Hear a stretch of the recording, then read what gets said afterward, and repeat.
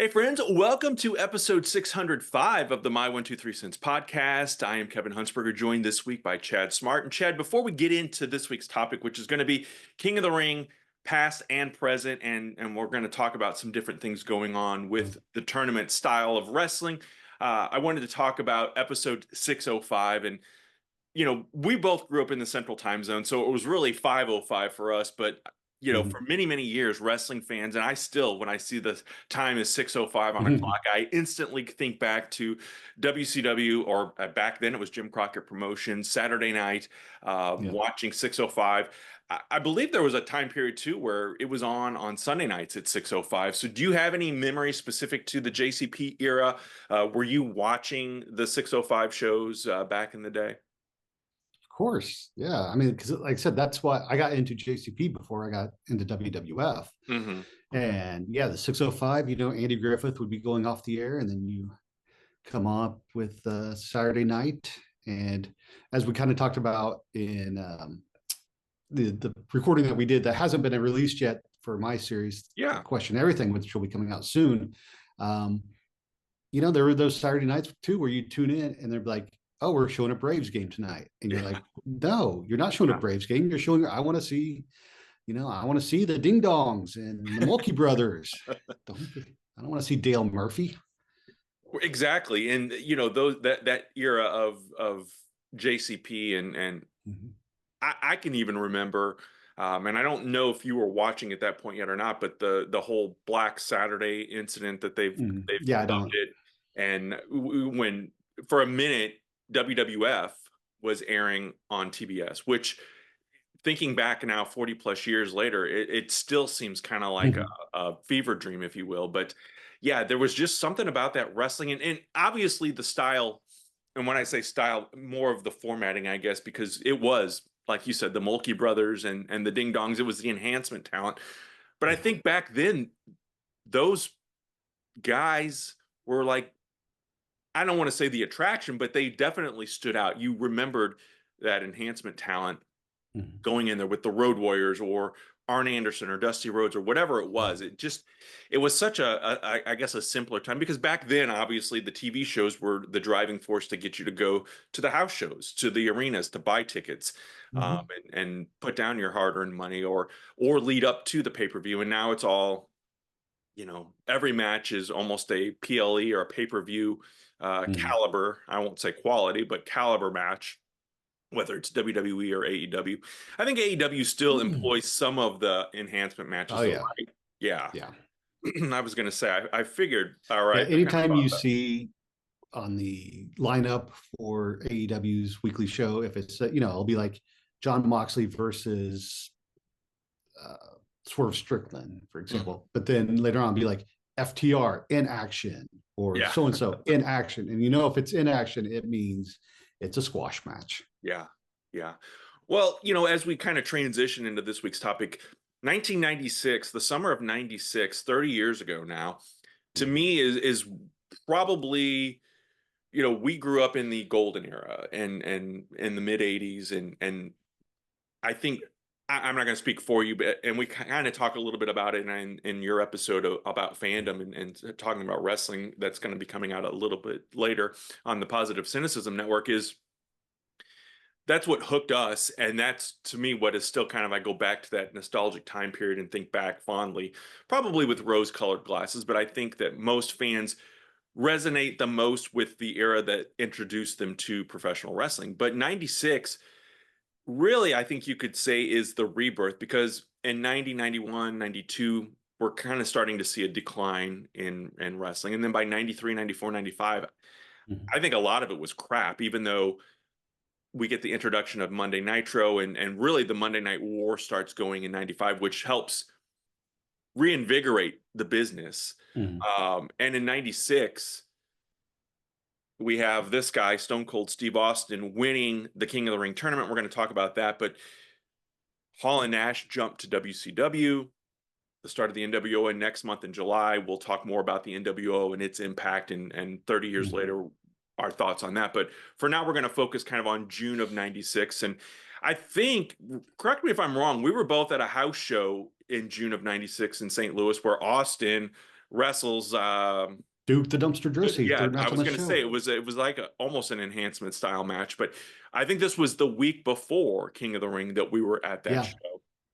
And man, the talent, you had the Ultimate Warrior and Owen Hart and Yokozuna and Vader and Steve Austin, but Shawn Michaels, Goldust, but it still felt, the WWF specifically still felt Mhm. very um childish, cartoonish. I Mhm. don't know what the word I'm looking for is, but Yeah. we've talked about it before, that butterfly Mhm. effect. Had Hall and The Nash not curtain. agreed to leave for WCW, the curtain call doesn't happen. Mhm. Triple H doesn't get punished, and Stone Cold Steve Austin doesn't go on to win King of the Ring. And I don't know where wrestling is today had those chain of events not happened. So Yeah. let's talk about King of the Ring. It was obviously a big deal in the early 90s when I mean, I can remember back when it was not even on pay-per-view and it was just something that they talked about, or they would just have a king. Harley Race came in as the king, and then it was Haku, Mhm. and then Jim Duggan and Macho Man Randy Savage. And so the king thing has been around, and Jerry Lawler obviously popularized. And I remember back in the mid 80s when Lawler sued WWF, Mhm. and Harley Race couldn't wrestle as the king in Tennessee uh, Mhm. as part of this lawsuit. So, Interesting. yeah, that's how serious the moniker was taken. But 30 plus years later, 40 years after, Harley Race was king of the I was at a show in St. Louis where Harley Race won a King of the Ring tournament. And I think they were doing those at house shows around the country to kind of establish him as the king. That's really the first time we see the king come to play. And I'm just now sitting here doing the math. That was 40 years ago this summer that happened. So, um, the king has been around for a long time. What are your initial thoughts on the whole king concept and then the King of the Ring tournament concept as well? Yeah. Well, first, going back to that house show, because that was the day before Brian Pillman was going to be on WWF programming. They had announced like they were Hmm. signing him; he was going to be signed. Yeah. And so, yeah, the house show was a Sunday night, and I remember I went with my cousin, and we had floor seats. And so, like during the intros and outros, we would run up to the barricade because we're idiots. Yeah. And my cousin had a bunch of old WCW magazines that had articles on the Hollywood blondes and whatever. And so when Austin comes out, we were like holding these magazines up and like, you need to reform the blondes, otherwise Pillman's going to kick your ass, blah blah. And I remember Austin probably not actually listening to anything we're saying, but just his manner Yeah. of manner. He gets in the ring and he's like just staring down in our direction. Yeah. So we're like, yeah. So that's my little claim to fame to because again, that match was a week before the King of the Ring, Yeah. and it was Austin versus Duke Drosy. You could hear Yeah. a pin drop when Yeah. Austin came out. Like, The funny thing about that show too, and I'm going to go back and look at my pictures because I wonder if we were anywhere around each other because I went with my dad. I don't remember if that was Father's Day or it was close to Father's Day, and that yeah, was my Father's Day gift to him. Which, again, by that point, he was not into wrestling at the level I that's was, what you but would, yeah. as especially when we were kids. But um, we were also on the floor, and I remember Owen Hart coming out, and Uh, Owen Hart comes out, and I'm with this group of fans that are yelling at him and stuff, and he's on the apron and he's pointing at us.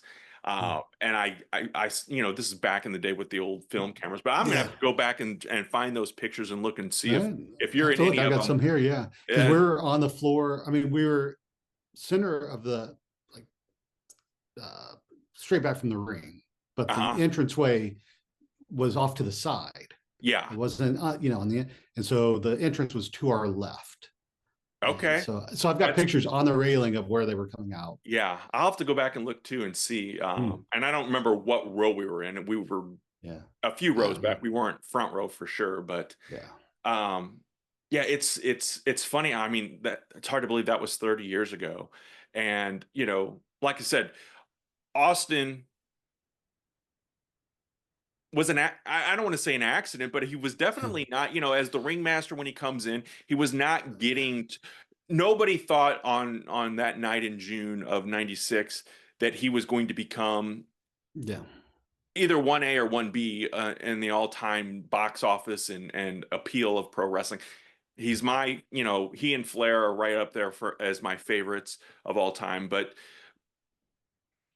had he not won King of the Ring and had Austin 3, you know, there's again that perfect storm of it being Jake the Snake Roberts that he's against. Jake is doing the Yeah. religious gimmick.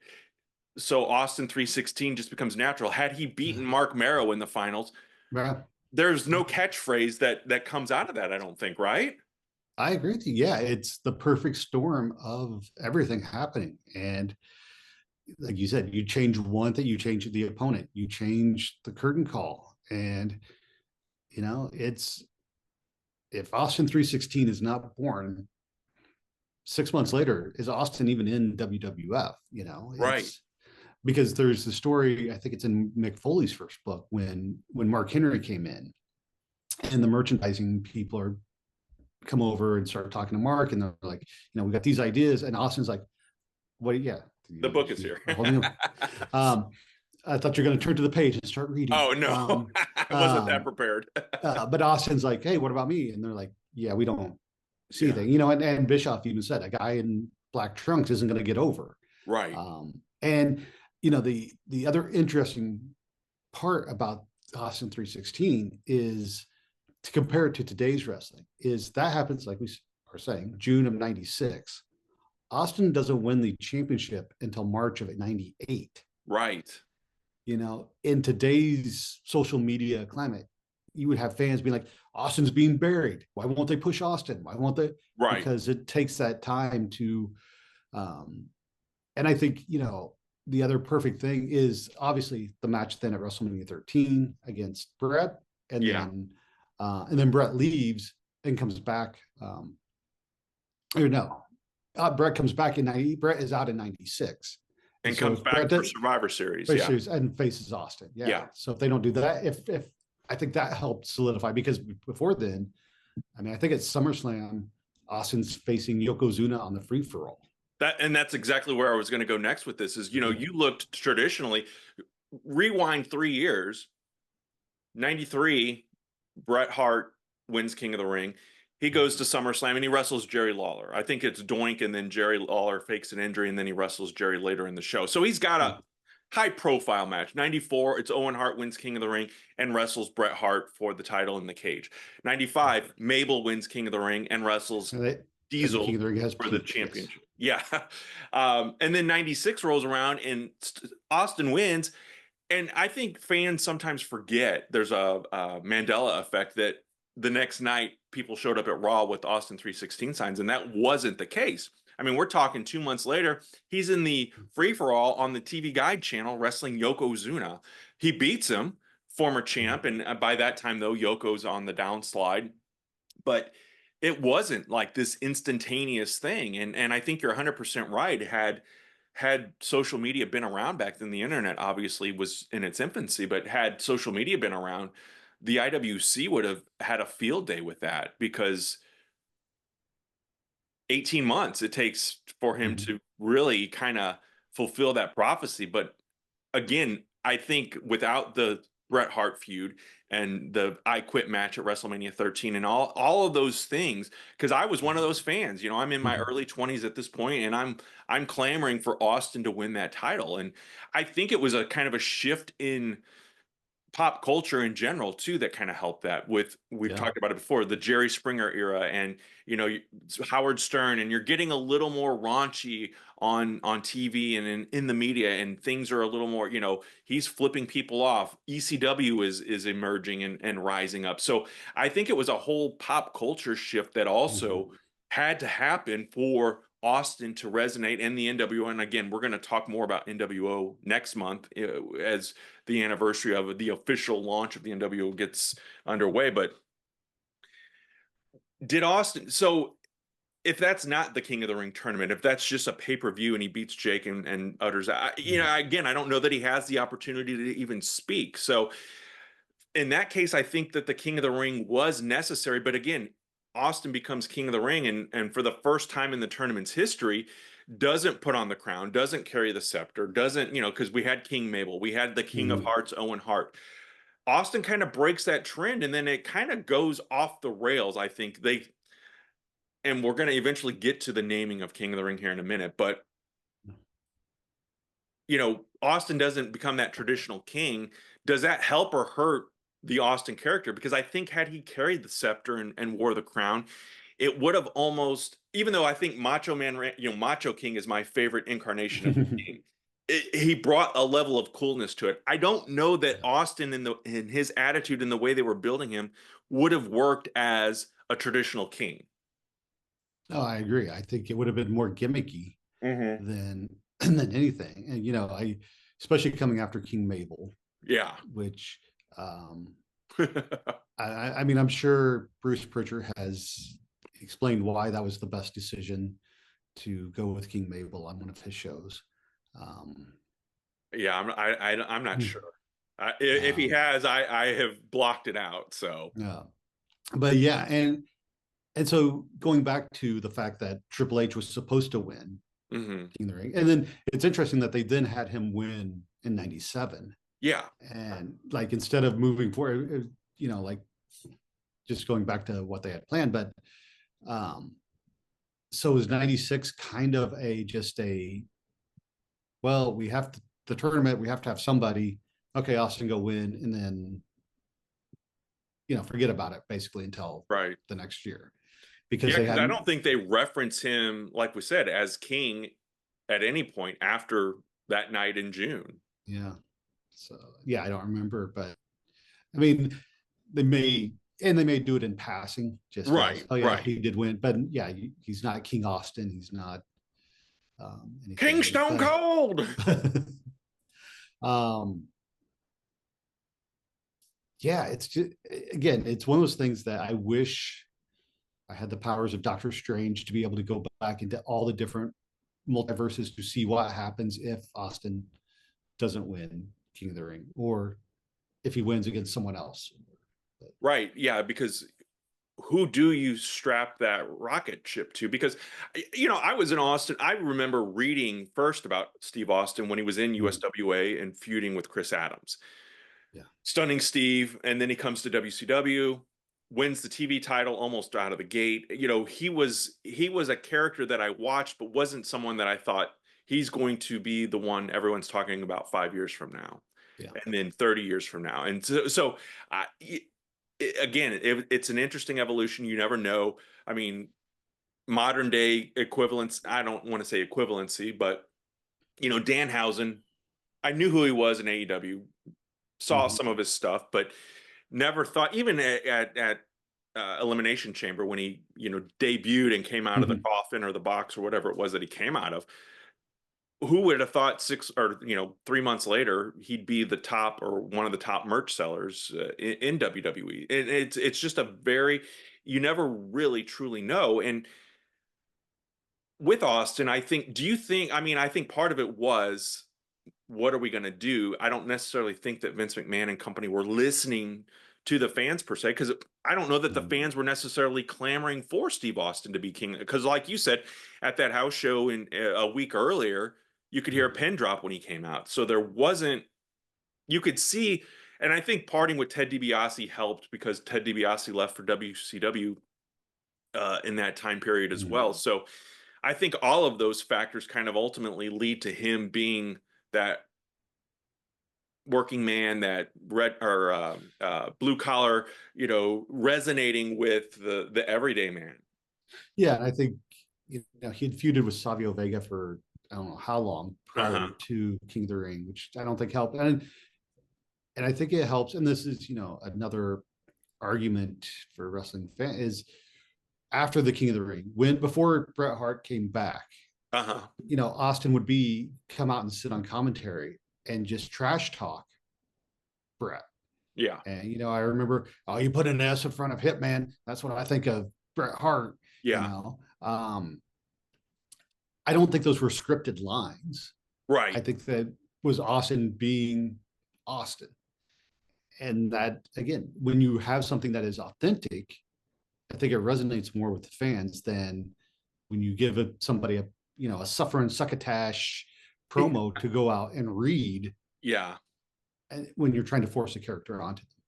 What do you think about, because I think there's been a lot of criticism and parallels drawn between Austin and The Rock and LA Knight, who is, somebody Mm. a part of the modern day scene. and I can see the similarities and the hand gestures Yeah. and the things. I like LA Knight a lot, and I feel like he is also kind of in that bubble right now of the fans want to pull the trigger on him, but for whatever reason, he's kind of almost becoming like that Dolph Ziggler, uh, Hmm. modern day Dolph Ziggler, where we want it, but they're not giving it to us. And we kind of talked about this before last year.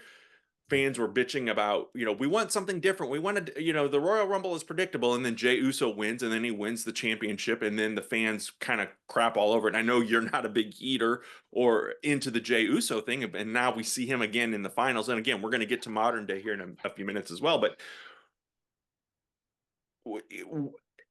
I know that they have ideas and formulate and go long term. Sometimes it feels like Yeah. sometimes it's they're flying by the seat of their pants, but Danhausen is kind of upset the apple cart, I think, a little bit with all of this as well. But just imagine, the fans were obviously then behind Austin, and it grew and Hmm. resonated. But imagine he goes to WrestleMania that year and loses to Shawn Michaels. And I know Shawn was Hmm. hurt and it was time to kind of pass the torch. And that really was a reset, I think, after WrestleMania 14 was a reset for WWE in general. Brett's gone, Shawn's gone, so now they rely.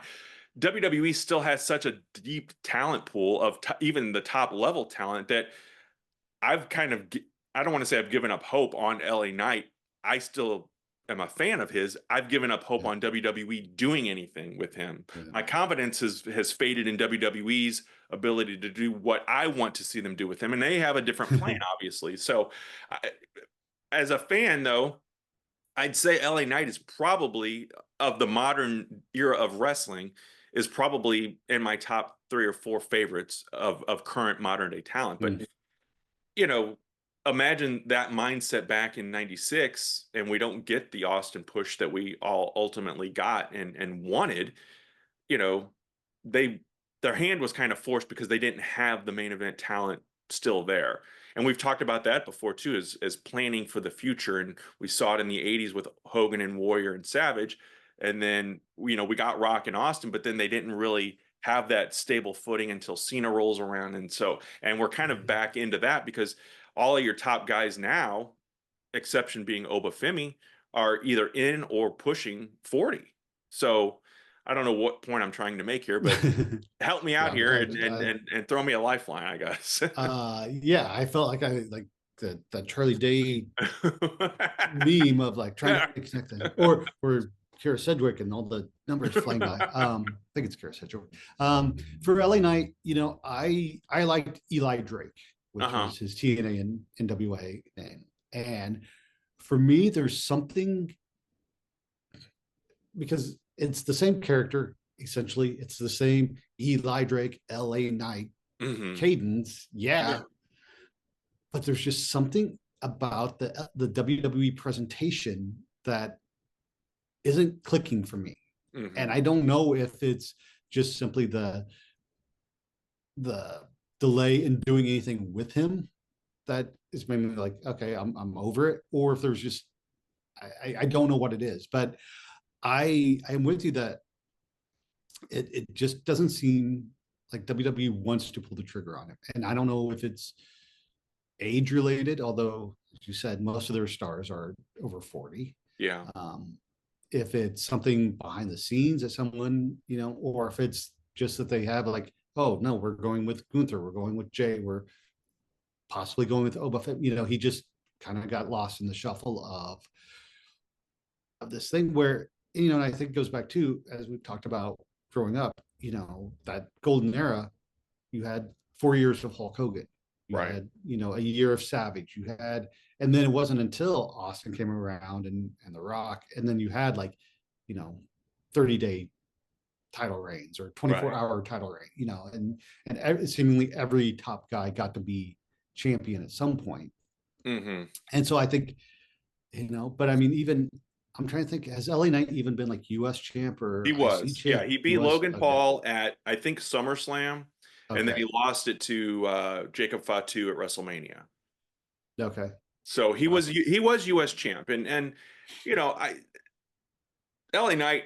whether he ever wins the title or not, I mean, he has made a name for himself, and I think that Yeah. eventually one day, down the road, he'll be in the Hall of Fame and all that good stuff. But Mm. I didn't, because I wasn't watching the NWA. I knew who LA or Eli Eli Drake. Drake was, but I never, until I saw his interview with Chris Van Vliet, I never knew that there was the Eli Drake at the same cadence of LA Mm. Knight, and he kind of goes into some of that stuff as well. Um, and I feel like because he was in TNA for a bit too, wasn't he? As Eli Mm. Drake. And before that, he was in the developmental for WWE, because I have the Triple H workout DVD, Yes. and he's one of the guys working out with, and he gets a yeah at some point in the. Well, and he, if I correct me if I'm wrong, wasn't his original WWE gimmick Max DuPriest or something? And he was I mean, Max he came up. DuPriest. He was LA Knight in NXT, and Okay. then when they brought him up to the main roster, then he was Max Dupree for like 2 weeks, and then I think But finally wasn't someone he said, Maxine Dupree's brother or something? "Yeah, yeah, Okay. Okay. Yeah, it was a yeah. yeah, um, but that's part of it too. I think is developing those, because he does have. I mean, obviously the crowd is responding to the guy and mm, they enjoy him. But again, not everybody gets. We've we society itself has become so accustomed to everybody gets a trophy that as fans, I think some of us are in that mindset of, well, everybody deserves a title shot, or everybody deserves a spot at WrestleMania, or on this PLE, or on Raw, or on SmackDown, or whatever the case is. And that's not reality. And so I think sometimes when our favorites don't get that spotlight, we turn into this, well, WWE is doing them wrong. And as yeah, we evolve into, the King of the Ring itself, you had mentioned, and I don't know if it's more of the modern. I think you were specific to this tournament. So before we mm, get to the specific of this year's tournament, has the King of the Ring concept? Because last year we talked about Money in the Bank, so let's talk this year about King of the Ring. Because okay, over the last couple of years, the winner of King of the Ring has gone on to face the champion of their choosing at SummerSlam, and Queen of the Ring for that matter as well. So we talked earlier about 93, 94, 95, ninety mm, six. He's in the opener. It was never an official stip. It just kind of happened that way in 94 and in 95 that the King of the Ring winners go on to face the champion. Is it a worn out trope? Do we need something different? The tournament concept, 88 at WrestleMania, Savage in a one night tournament.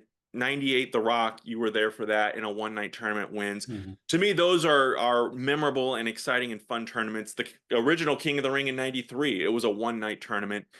Now you have qualifiers and all this stuff, and then it comes to a head, weeks later. And AEW is kind of the same way, the whole tournament concept. But let's, for the sake of argument, stick to King of the Ring.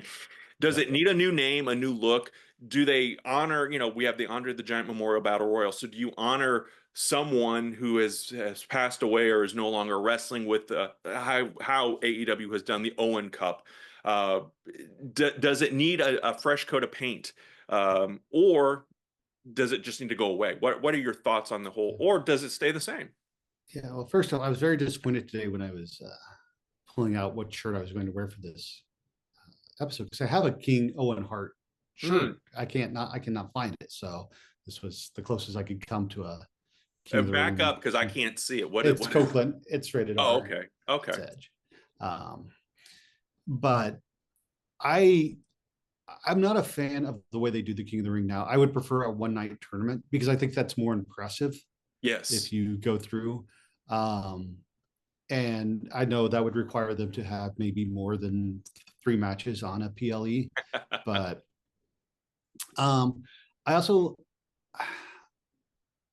I'm not a fan of the stip of the winner gets a title shot at SummerSlam.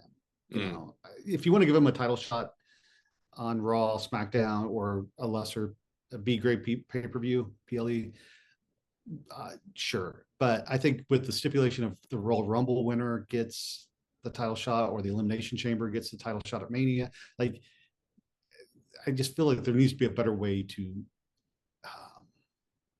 determine your title, your contenders, because I also think that makes the outcomes a little bit more um, predictable. Although, I mean, this year's King of the Ring could go one of two ways. The one way that I think it should go, and then the other way that unfortunately I think it will go. We'll get to in a minute, but I, yeah, I would, but I do think having it in one night, I know WrestleMania 4 gets kind of slagged on for the tournament matches not being that exciting, but one, it was a different time frame, Right. Yeah. of wrestling. Whereas I think you could do more creative stuff or exciting tournaments this year or in today's wrestling landscape. But I also think, I just think it means more when you can get through three guys in one night. Yeah. That's what she said. That's what she said. Um, well, and again, both companies are doing it where they have the tournaments and it sets up for the champ. To me, it is kind of, and I'm not going to say lazy booking, but it does seem like it's.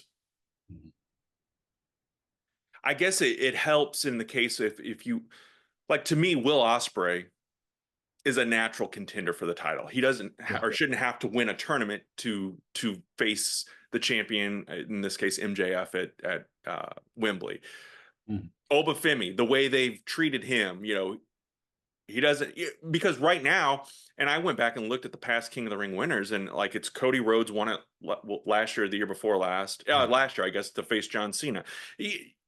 Your former champions are in these, to me, King of the Ring or the Owen Cup should be used to elevate that talent, the LA Knights of the world that are like knocking at the door, Yeah. and to kind of how it was back when Austin won it, when Owen Hart won it. They went on to bigger and better things, but you've got all these top contenders who could, theoretically, I'm the former champion, I deserve a title match, versus I'm an up and comer. So in that regard, I agree with you on the winner of tournaments shouldn't necessarily, the title is I'm this champion now, or Yeah.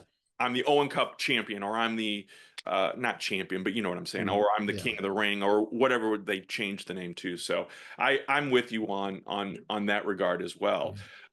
What are your thoughts on this year's King of the Ring? I know you said you had some thoughts of King, and maybe you're going to throw in Queen as well. We don't want to leave the ladies. Yeah. So first question, because this is kind of confusing me, and I don't know if you'll know off the top of your head.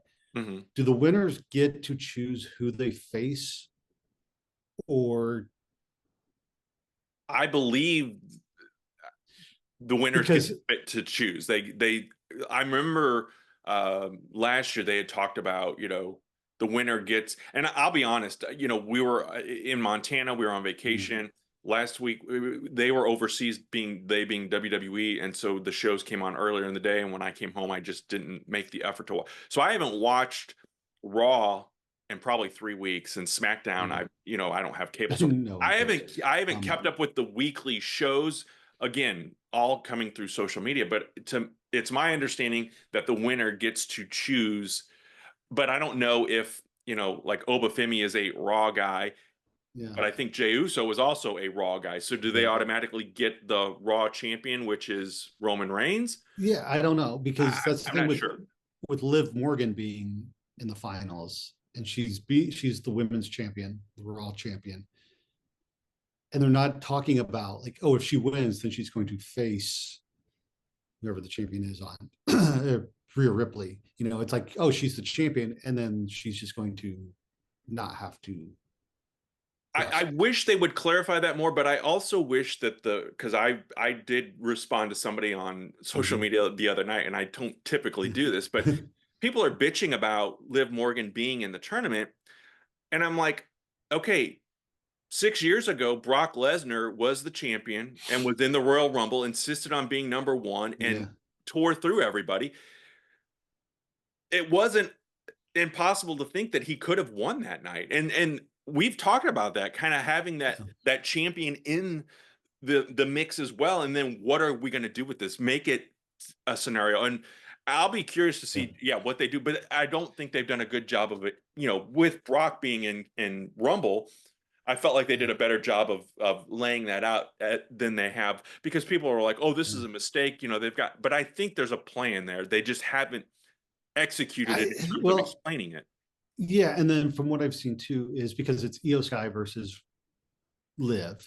Uh-huh. Like you said, they're both on Raw, and Hmm. so I've seen like if Io wins, then they just do the match again at SummerSlam for the title, and I'm like, so Yeah.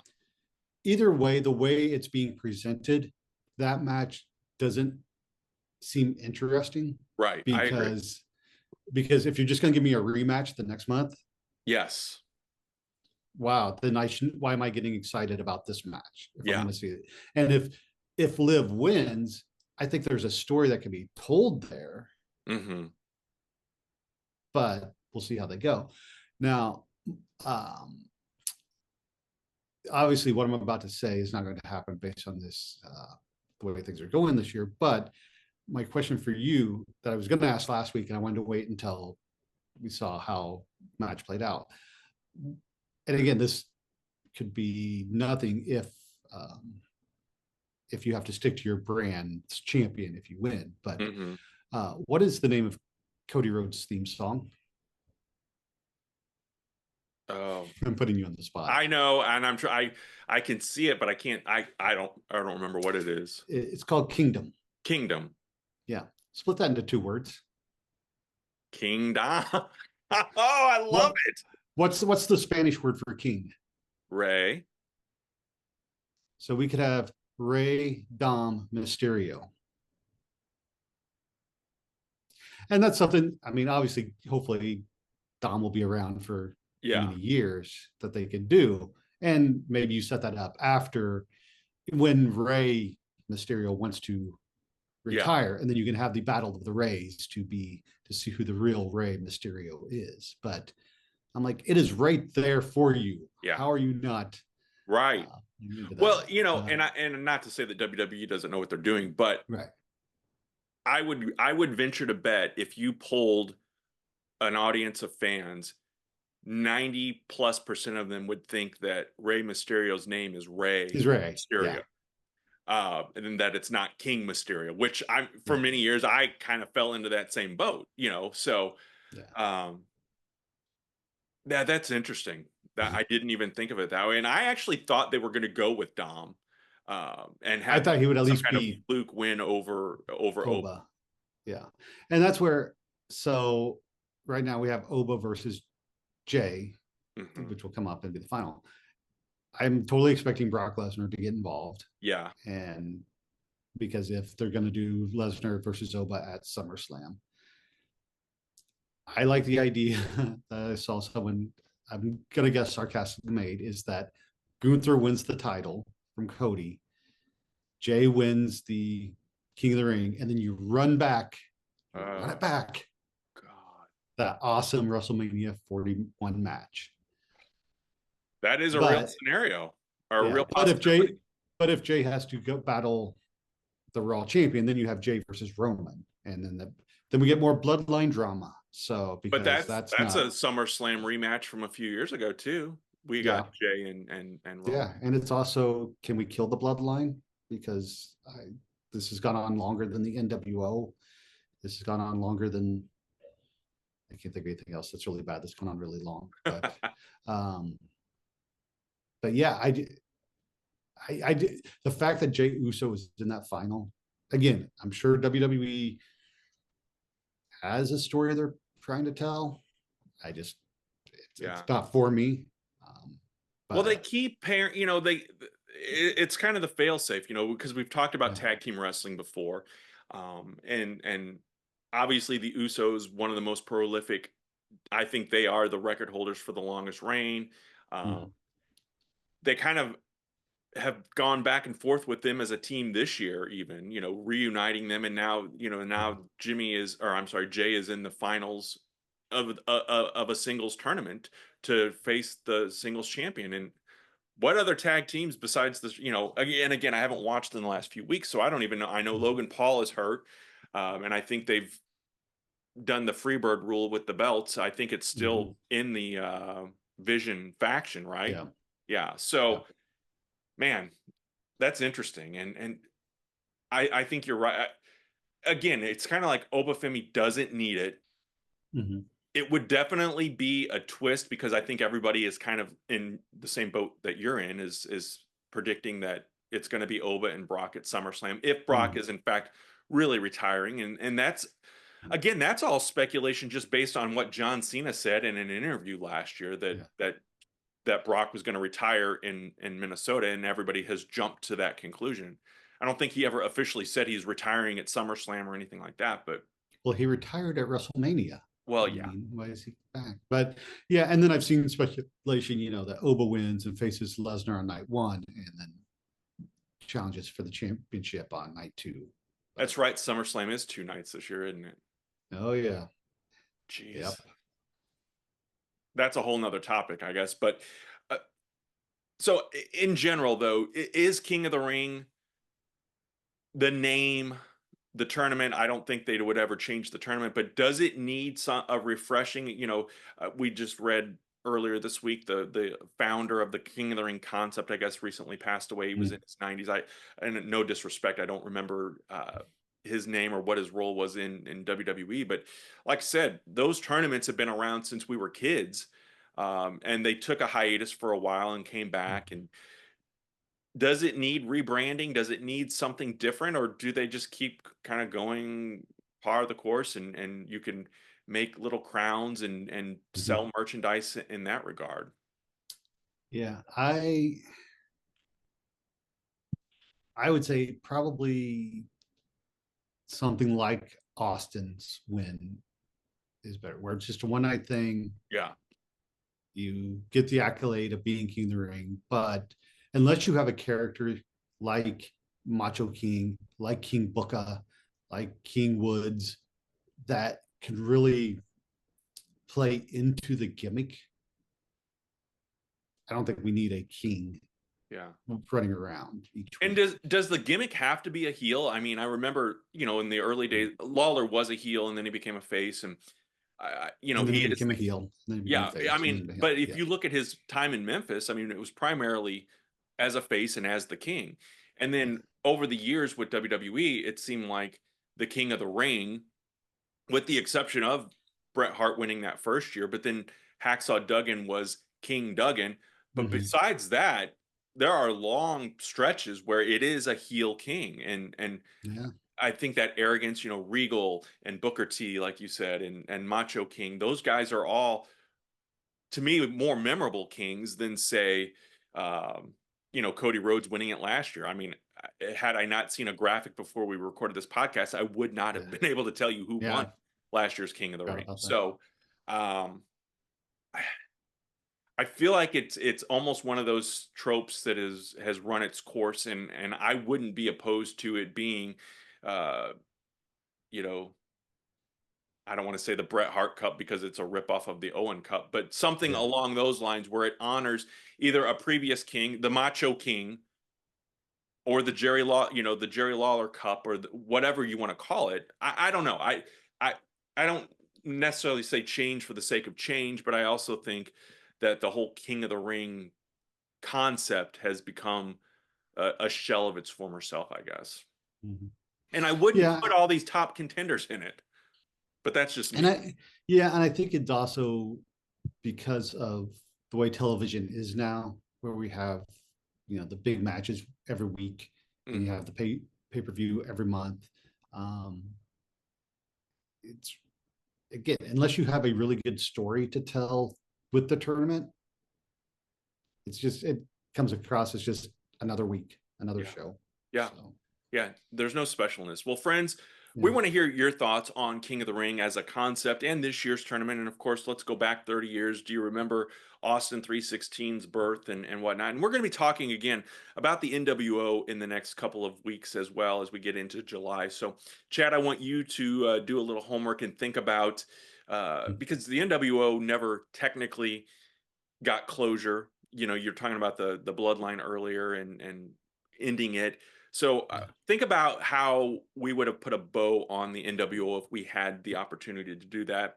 It started off obviously red hot and changed the business, but it kind of dwindled and faded away. So think about that. Anything else you want to add before we tie up this week's episode? Um, I don't know if you caught the SmackDown segments on social media, but are we going to see the return of Zack Ryder thanks to Oh, Danhausen? yeah. And if so, I will laugh my ass off if that happens. Woo, woo, woo. You know it. Yeah, that's going to be interesting too. We'll have to wait and see, as they say. But friends, thanks for listening and or watching to this week's episode. Have a great week, and we will see you next time.